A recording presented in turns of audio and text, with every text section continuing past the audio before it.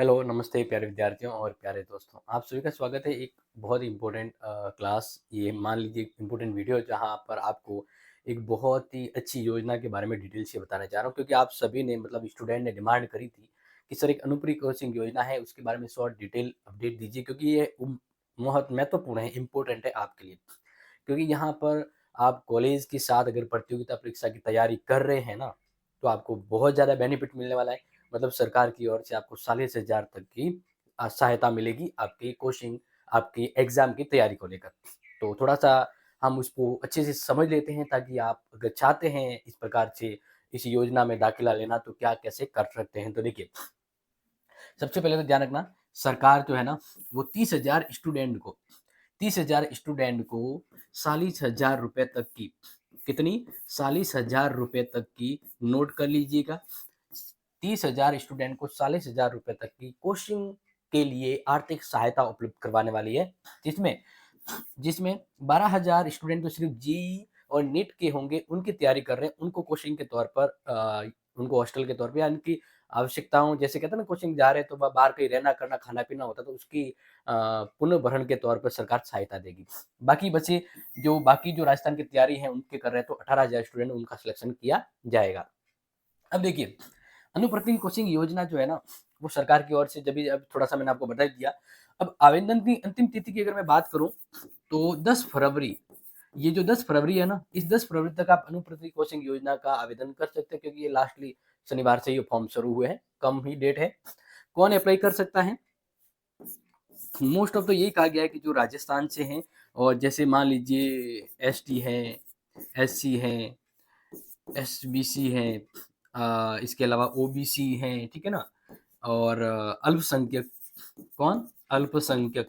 ये जो सभी हैं, वो इस योजना के पात्र हैं। बस कंडीशन ये है कि उनकी जो वार्षिक आय है ना, वो 8 लाख से क्या होनी चाहिए? कम होनी चाहिए। 8 लाख से कम होनी चाहिए आय। कौन-सी आय? वार्षिक आय। क्लियर? ये। और दूसरा यहाँ पर कुछ-कुछ ये भी कहा गया है कि अगर सरकारी कर्मचारी है, सरकारी कर्मचारी सरकारी कर्मचारी नहीं होना चाहिए। अगर कुछ केसेज़ में तो पे स्लिप के साथ अप्लाई भी किया है, लेकिन मोस्ट ऑफ केस में ये है कि सरकारी कर्मचारी है तो उनके छात्रों या उनके बच्चों को इस योजना का उतना फ़ायदा नहीं मिल सकता है, जितना दूसरों को मिल जाएगा। यानी यहाँ पर मेरिट होगी और कैटेगरी वाइज़ मेरिट पर सिलेक्शन होता है ना, तो इसलिए। तो ये कुछ इम्पोर्टेंट बातें हैं कि इस योजना का कौन पात्र है, ओके, वो समझा दिया। अब देखिए, यूपीएससी के लिए अगर आप अप्लाई करना चाहते हैं तो आपको ग्रेजुएट होना चाहिए और ग्रेजुएट के साथ आपके 60% हैं, ग्रेजुएट के साथ 60% है तो आप यूपीएससी कोचिंग के लिए दाखिला लेते हैं तो सरकार की ओर से अगर सिलेक्शन होते हैं तो आपको 40,000 तक की सहायता मिलेगी। इसी प्रकार से अलग-अलग हैं, जैसे बात करते हैं अदर कोई एग्ज़ाम है तो उसके लिए आपके 12th पे 60% होने चाहिए तो आप वो अप्लाई कर सकते हैं ये फॉर्म। बात करते हैं अगर आरएस या अधीनस्थ सेवाओं की तैयारी कर रहे हैं तो आपको 12th और ग्रेजुएट में 60% होने चाहिए। 12th और ग्रेजुएट में 60% है तो आप आरएस या इस अधीनस्थ सेवा है इसकी कोचिंग के करना चाहते हैं तो आप अनुपूर्ति कोचिंग योजना में अप्लाई कर सकते हैं, ठीक है? अगर बात करते हैं आरपीएससी की और कोई भर्ती है उसकी तैयारी करना चाहते हैं, जैसे 12th बेस की आती है तो 12वीं पास मतलब 12वीं में 50% होना चाहिए तो ही आप इस योजना के लिए एलिजिबल हैं, ठीक है? इसी तरह बात करते हैं अगर आप रीट, बीएड या बीएसटीसी की तैयारी कर रहे हैं, कहीं बाहर हैं, तो वहाँ पर आपके 12th में 50% होना चाहिए, तो आप इसके लिए एलिजिबल हैं और ग्रेजुएट वाला तो ग्रेजुएट में भी यही कंडीशन अप्लाई की जाती है, क्लियर?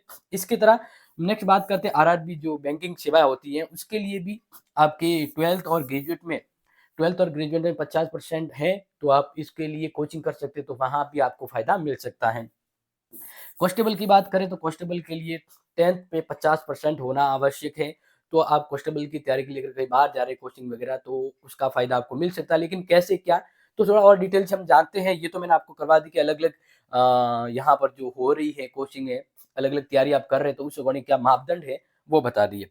अब देखिए डॉक्यूमेंट क्या चाहिए इस योजना का फ़ायदा लेने के लिए, ठीक है? तो 10वीं 12वीं, क्योंकि देखो वेरिफिकेशन होगा, ये ध्यान रखना, वेरिफिकेशन होगा।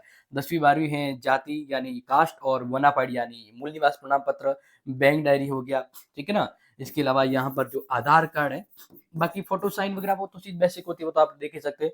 इसके अलावा आयकर प्रमाण पत्र की आपको आय बतानी पड़ेगी ना, कितनी आय है। इसके अलावा जन आधार, एसएसओ आईडी, ठीक है ना। ये एक कंपलसरी डॉक्यूमेंट है जो होने ही चाहिए। इसके अलावा एक्सटर्नल और भी मांगे जा सकते हैं, भाई ये मित्र से आप कांटेक्ट करेंगे तो आपको पता लग जाएगा। नेक्स्ट यहाँ पर बात करते हैं तो चयन कैसे होता है।